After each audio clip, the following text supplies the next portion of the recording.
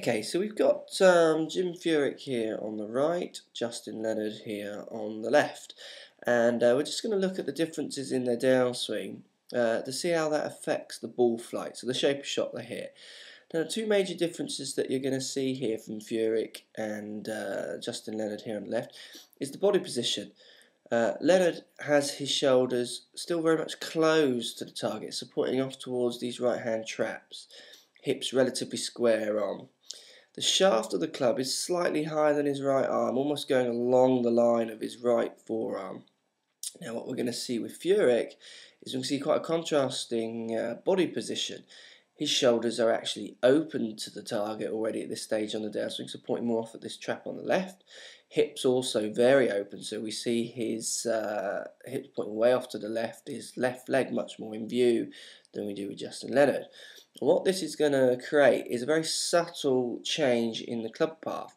So if you look at the angle of the shaft, to most players here, the angle of the shaft looks very similar.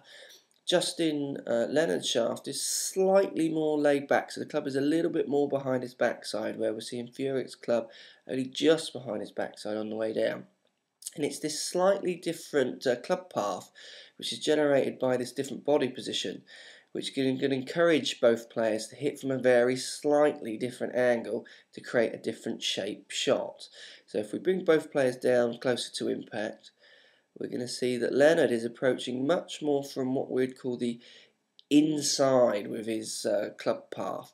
So his club head here is much more to the left of the ball as it approaches the ball, where we see Furyk's ball club head here approaching much more from directly above the ball, so much more square on. Furyk's going to try and start the ball up the left hand side, and you can see that as the ball starts away from him and how it moves away from the cut here in the fairway, so it's moving much more up the left with intentions of fading back to the right. Also what you're going to notice is that Furyk's hands have disappeared behind his body, because he's come down from straight onto the ball and then hit very fractionally across it towards himself to give it this gentle fade. Where with Leonard, what we're seeing is as we're moving through, his ball starts more out towards the cut of the tee, so going much more out towards the right hand side, towards the right hand traps, with intentions of drawing back.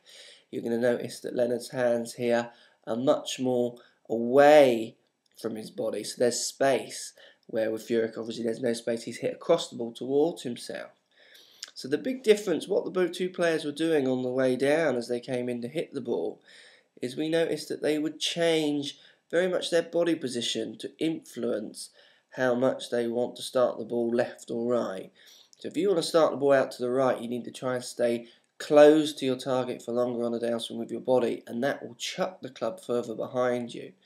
Where if you want to start the ball up the left and hit a gentle fade, you need to try and start to open your body up earlier, show your left side earlier, get your shoulders open, and that will encourage this slightly square through to across attack angle, which will create a powerful fade.